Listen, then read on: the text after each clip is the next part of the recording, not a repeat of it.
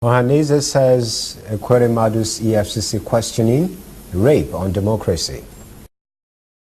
Saraki Ahmed Bolaji defects to opposition party. In international news, Swedish royal crown stolen. And in sport, 300 athletes for Asaba Games stranded in Lagos.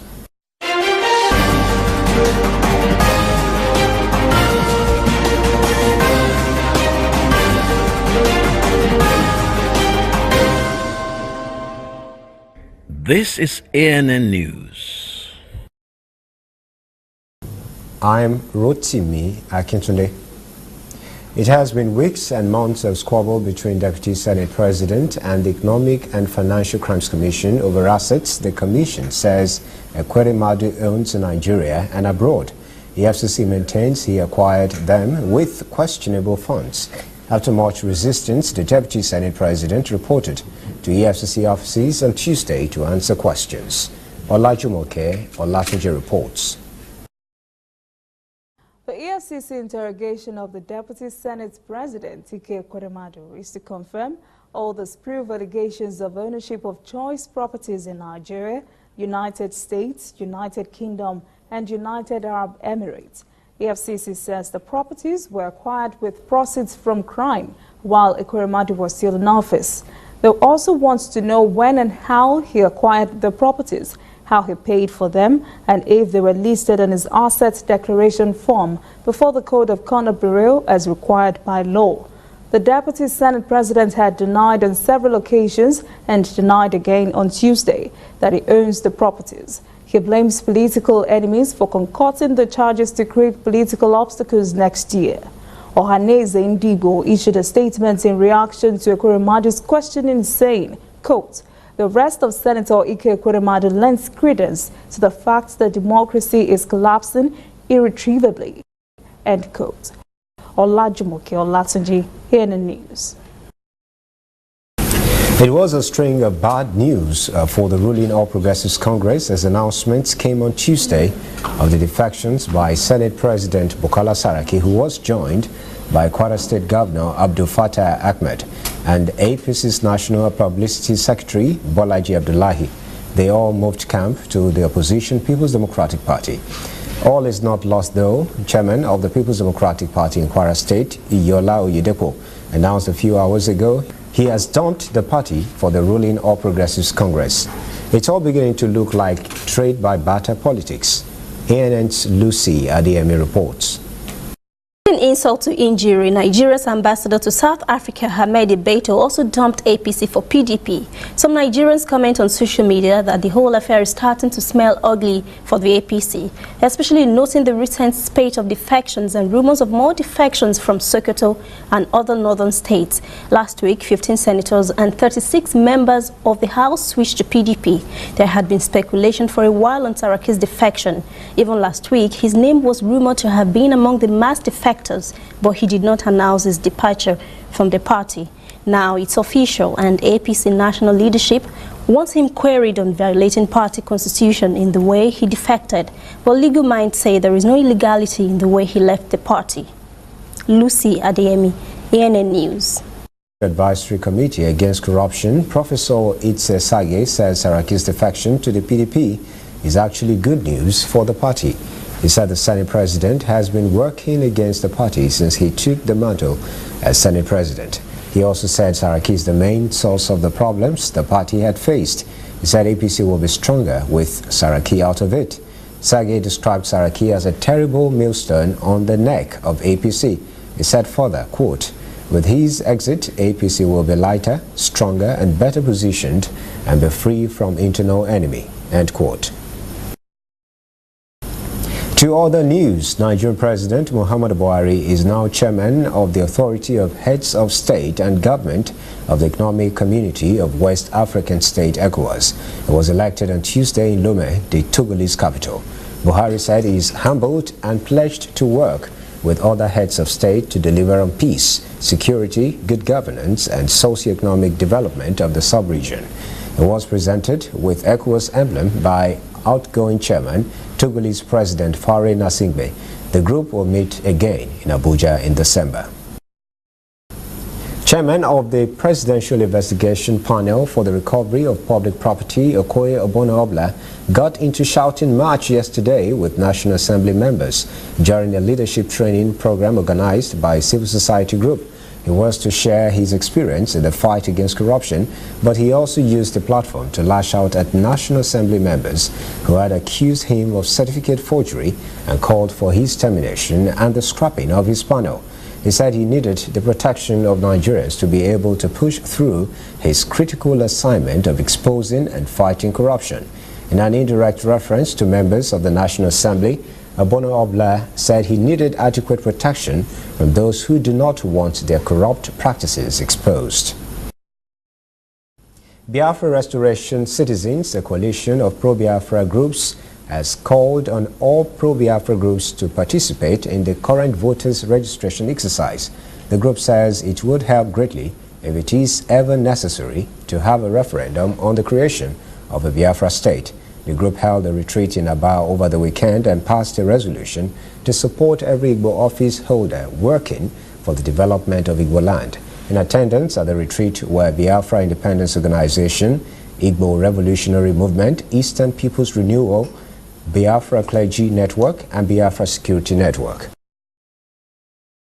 For many months now, it has been quiet at the Niger Delta front, where Niger Delta Avengers had been active in a conflict with Nigerian security agencies. A ceasefire began 7 months ago. Now, the group says it is calling off that ceasefire. This means a resumption of bombings of oil and gas installations in the region. The group warned that its campaign this time would be bloody and brutal, even against the Nigerian military. NDS says the Nigerian government has failed to live up to its promise to develop the oil belt and develop a new vision for the region. Lagos is well known for building collapses and fires, especially in the old town on Lagos Island. Very old structures exist there whose building permits were never secured. Now, Lagos State government wants to put all that in check to ensure the spate of building collapse and fires is put under control. It has embarked on a joint post-construction audit of existing structures in the state to prevent building collapse and to ensure a sustainable and well-planned environment. The exercise will be carried out by Lagos State Physical Planning Permit Authority and Lagos State Building Control Agency. The Physical Planning Authority has urged building owners and developers who have no building permit and plan approval to regularize their documents. Pensioners are again lashing out at the National Assembly for the 5 billion naira cut in this year's budget for Pension Redemption Fund and Public Service Wage Adjustment. They said since the passage of the budget, retired federal public servants have been experiencing pain, sadness, frustration, and disappointment. These pensioners were excited when President Buhari expressed his intention to remedy some of the issues that surfaced in the budget passed by the National Assembly. They have urged him to accelerate his supplementary budget to take care of pensions payments without further delay. There has been inadequate funding of the Federal Government Retirement Bond Redemption Fund account with the Central Bank. This has led to regular settlement of the government's accrued pension liabilities. Stay with us, CNN News will return shortly. Whether in your house, at your office, on your phone or online, we are there. We have the facts behind the headlines. We cut to the chase with the news you really need. We cover every angle. We are the bigger, better news network. We are African News Network. ANN. Watch ANN News on MITV from a truly African spirit.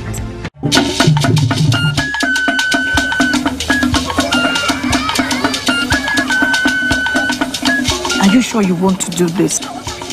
Adam, go and bring us your husband. Okay, hello baby. We're in this together, okay? Can you hear me? Keep coming forward. Wait, stop. You okay, lean to your right. Keep walking down, keep walking to the left, yes. You're almost here. Keep going. You are here. Wow, you did it. I'm just so glad I didn't have to use my cane to do this. And I am so glad no other man got you before me. Let me be your eyes. We will never stop working to give you a network you can rely on so you can enjoy life's special moments. MTN, everywhere you go. Welcome back. This is CNN News. An update on the string of defections in the country. Sokoto State Governor Aminu Tambuwal has announced in a tweet earlier this afternoon that he has defected to the People's Democratic Party. He said his defection has been approved by the people of Sokoto State, with whom he had consulted widely. Now to some African stories. Zimbabwe Electoral Commission's results showed ruling party ZANU-PF cruising to a big majority after picking up 109 seats against 41 for the opposition movement for democratic change MDC. Another 58 seats are yet to be declared. 40-year-old Nelson Chamisa and 75-year-old Nangagwa were the main contenders in Monday's vote. Electoral officials are promising to release results by Saturday. Meanwhile, European Union says the election had several problems, including media bias, voter intimidation and mistrust in the Electoral Commission. The observers question delays in releasing the presidential results. Former DR Congo Vice President Jean-Pierre Bemba has returned to the country on Wednesday, where he was welcomed by thousands of cheering supporters at Kinshasa Airport. Bemba was acquitted of war crimes last month by the International Criminal Court. He was sentenced to 18 years in prison for crimes against humanity in the Central African Republic. He appealed and was acquitted in May. His presidential run in December's election is expected to pose a strong challenge to President Joseph Kabila. Eritrea, Guinea-Bissau, and Africa's most populous nation, Nigeria, are the only African nations yet to make any commitment to the African Union's Continental Free Trade Area, AfCFTA. AU says the body's projection was to have all nations on board so that the trade area could go into operation in January. 44 of the 55 AU countries enacted the AfCFTA at AU's 10th extraordinary session. South Africa signed the deal, but Nigeria says it was doing broader consultations before any decision is made. Activists say 40 civil rights campaigners were held overnight after they staged a protest in the Democratic Republic of the Congo on Tuesday over sexual violence in the country's conflict-torn central region. A witness said the group were arrested on Monday during a silent march in Kinshasa as they were going to hand in a statement to the president's special representative for fighting sexual violence to ask the president to get involved in releasing women and girls who have been forced into sexual slavery in Kasai. Supporters of those arrested rallied on Tuesday near the Kinshasa Provincial Police Building to demand their release. President Donald Trump has suspended Rwanda's right to export clothing duty-free to the United States over Kigali's decision to increase tariffs on imports of used clothing and footwear. The move, initially threatened in March, was confirmed on Monday.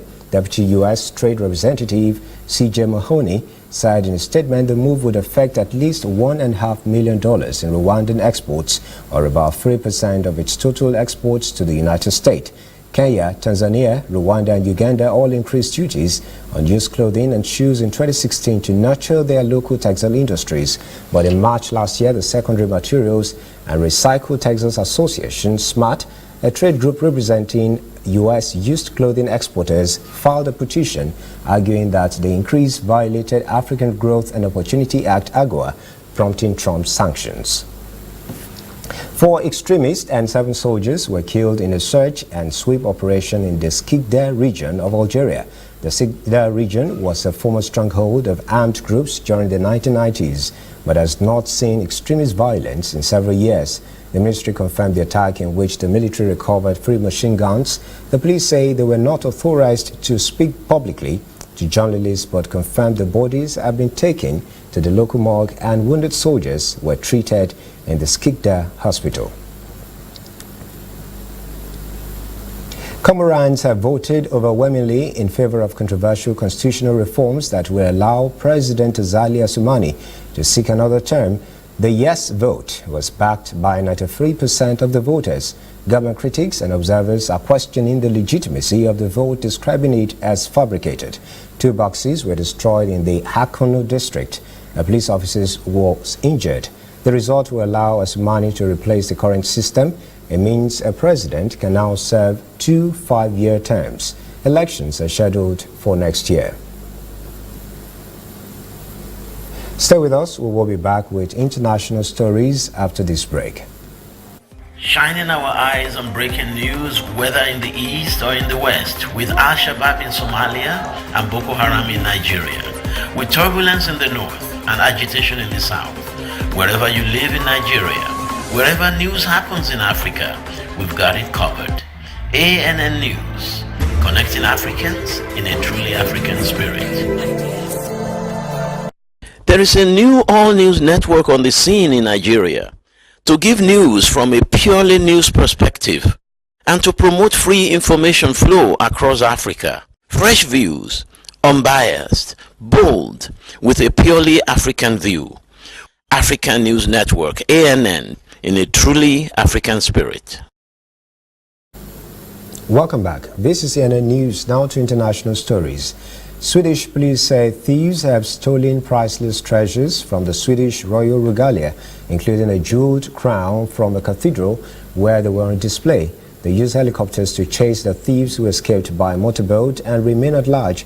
2 persons allegedly stole the 2 crowns and an herb used by the 17th century King Carl IX and the Queen Christina. The treasures had previously been stored in their tomb.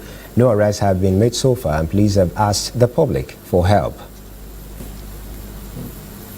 Dozens of people were injured when a packed Aeromexico Embraer jet crashed right after takeoff in Mexico's state of Durango on Tuesday. Authorities said most were not seriously hurt and there were no fatalities. The mid-sized jet was almost full with more than 100 passengers, including 2 infants and 4 crew members on board, when it crashed on Tuesday afternoon. Passengers and crew jumped to safety before the plane was engulfed in flames. Germany resumed family reunifications on Tuesday for some refugees, causing leftist groups anger. They say a cap of 1,000 per month was too small. A far-right party has opposed immigration altogether. 2 years ago, the government suspended the right to bring in immediate family members for asylum seekers, granted limited protection in a move to ease the burden on social workers handling a record influx of 1 million migrants. After big losses to an anti-immigrant party in an election last year, Chancellor Angela Merkel's Conservatives and their Social Democrat junior coalition partners agreed on a compromise to partially lift the ban from today, Wednesday, August the 1st.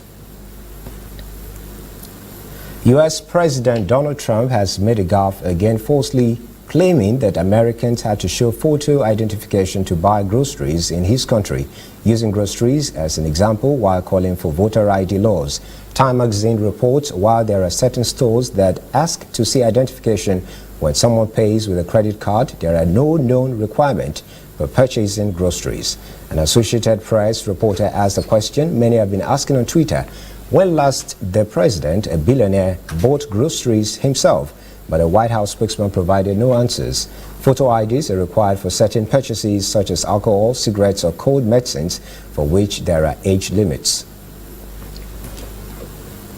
More than 100 members of the Islamic State Afghan cell laid down their arms and surrendered to the Taliban and local government forces in Afghanistan's northern region, a little more than a month after U.S. and Afghan forces flushed out the terror group from its hideout in the east. At least 150 members of the group were taken into custody, although leader of U.S. coalition forces there narrated how the group's stronghold had been disintegrated. Taliban leaders claimed credit on Wednesday for the surrender of ISIS fighters in Jozjan. They said their capture was a result of a Taliban-led offensive against ISIS in the country. We will take another break and return shortly. Stay with us. If you know it's go internet or follow for Twitter, you know it's not photo send or get it photo send. Now because you dey use Palasa, your phone no dey answer. See me see wahala.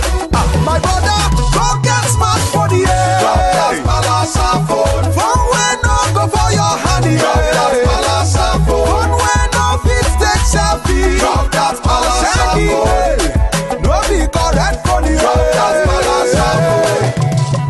to a smartphone today and get double data for 6 months on any MTN data bundle you buy. Simply purchase a smartphone from any store, anywhere in Nigeria, or bring your current smartphone from any network. Insert your MTN SIM card to start enjoying your double data bonus. Offer is open to all new and existing MTN subscribers. Join the largest smartphone movement today. Make it up for your 100 Malasa phone.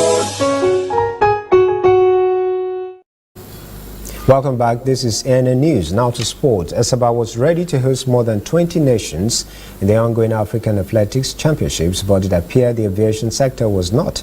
More than 300 international athletes were stranded in Lagos on Tuesday, unable to get local connecting flights to Asaba. They missed the opening ceremonies. Many athletes had made it to Asaba on Tuesday ahead of the opening events. Not a good thing when, for only the second time, Nigeria will be hosting these championships in its 39-year history. The events take place in the newly renovated and renamed Stephen Keshi Stadium. Alternative arrangements were made for the stranded athletes to fly into Benin, then take a short road trip to Asaba. Even with that, they wouldn't make it there in time for the opening ceremonies. That's not good for Nigeria's image. Acne Women's Football Club in the UK have banned the term ladies as it offends them. The club say being called ladies suggests they belong in the kitchen, not on the pitch, and they want to ban their fans from using the word. Senior members of the 30-year-old club are reprimanding their supporters who use the word. The club prefer the word woman, which they believe to be much more empowering. The East London club was founded in 1986 by a group of women who loved football, but they were all gay. Most of the current teams are lesbians and remain adamant that team story serves as a positive message in the battle against homophobia. That's the West for you. Well, that is our report this evening. Thanks for joining us. For details on these and other stories, visit our website, annafrica.net. Conversation continues on our social media platforms, Twitter, Instagram, and Facebook at ANN Africa TV.